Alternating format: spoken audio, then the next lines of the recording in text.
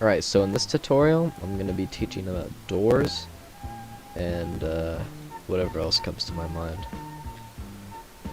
So, say you want a normal prop looking door. You'd put down an entity, you select your select tool, and you double click your entity.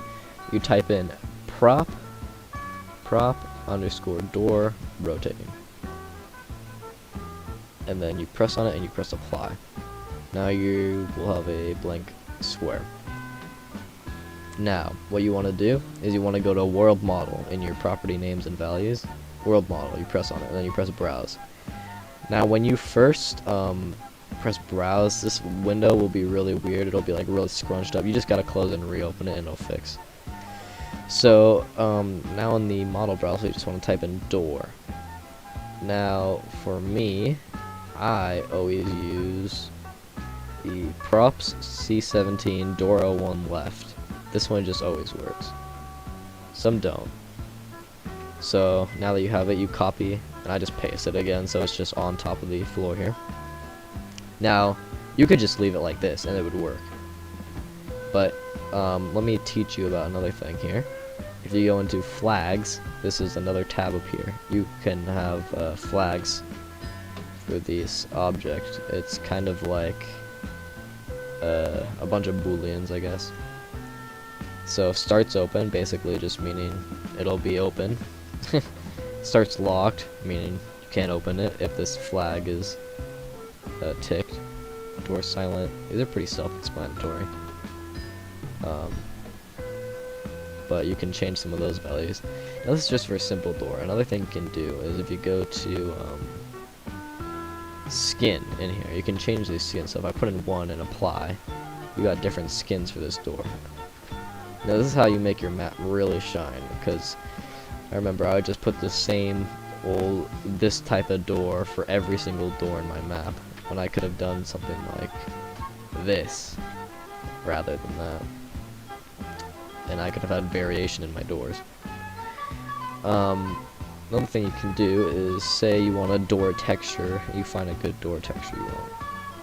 So this one. Now this is going to be completely different.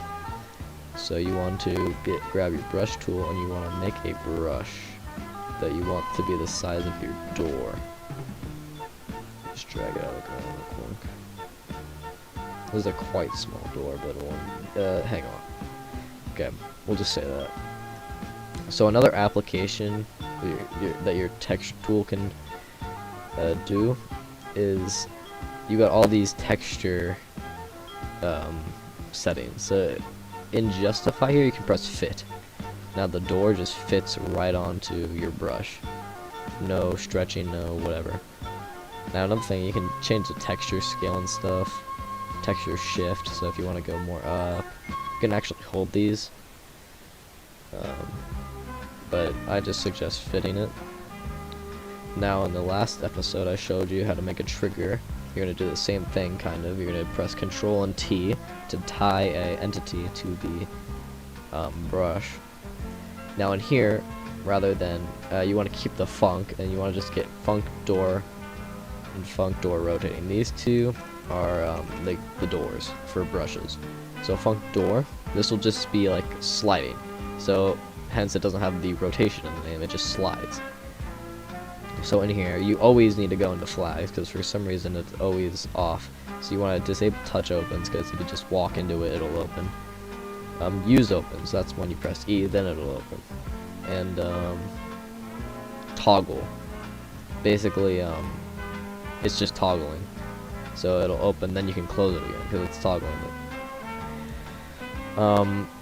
There's also a lot of cool things in here, because you can make the start sound for it moving. So basically you press E on it, then this sound will start to play. So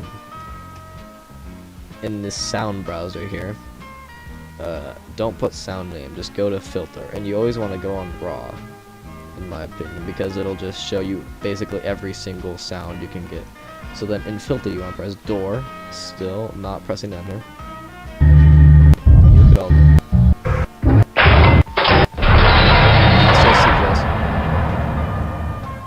I'll also suggest turning on autoplay sound so you can press on and just go on the images here. So say I just wanted this sound for some reason. That's just my start sound, and my stop sound is the walk noise, why not? So that'll be that. Now, since it's a sliding door, if you go to move direction at the bottom here, you can select which direction this moves in. So, this little thing here is if you wanted to go up or down. Pretty useful, because if you just, it'll just go up if you, but anyways, let's see. So, if you want it to slide this way, for example, this thing here, this is the way it's going to slide, and it correlates to the 3D view right here. So say, since it's pointing up right now, it'll move that way on the 3D view, so it'll move this direction here. It'll move this way. Now, I want it to move this way, so I just change it so it's pointing in the opposite direction. So now it'll be moving this way. Now the rotating doors are a little more complicated. Oh, that's another cool trick. If you select your brush or your entity or whatever you're using in the 3D view here, if you hold shift and then hold and move it while you're still holding shift, and then you let go on your mouse before letting go shift, you've got to make sure that then it'll just copy it to where you drag it. So I just want a bunch of these, so I'm just gonna spam shift and stuff, and then it just duplicates. So now you got a duplicate, and you can just change this to func door rotating. Now, for rotating doors, it's a little bit different. In the 3D view top down here, you got this white dot, and you can move this to where you want. Now, if I want the door to be rotating around this point here, I just move the white dot to there. Now it'll rotate rather than like in the center here, so it'll just like spin. This will just rotate the entire door like that. So you want to go into flags immediately, because it, for some reason, like I said, oh, so it's already toggled because I copied this door and that had the same flags enabled. So in here you want to go down to where is it? Oh, so you can, in here you can also change the delay before reset. So that basically means how long before the door is, so if you open the door, how long in seconds will it take before it closes again. So if you put this to -1, it'll never close after you open it again.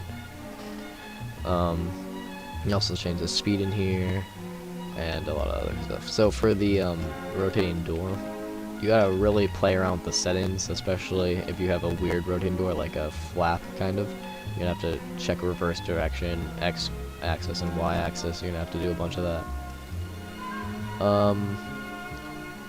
Yeah. So let's press F9 again to compile our map, and let's see it in game. Combine! Oh yeah, also, how in the last episode I had this combine, so if you killed him, this guy would ignite. Let's try it. Yep, it works. He's ignited after I killed that combine. So let's try these doors now. As you know, the prop door rotating works perfectly fine. It's just like the most. It's just the easiest one to use. The sliding door. It works with the sounds. And it slides the way I wanted it to. For the rotating door, you can see how it rotates around the point here.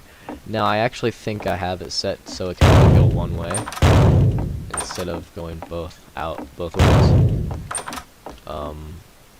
But that's always fixable. And as you can see, it works perfectly. Oh wait, no, it does go both ways. Just a little, because of the fat, it's a little thick. Anyways, that's how you make doors. I hope you enjoyed this tutorial, and I hope you learned something, and I'll see you in the next tutorial.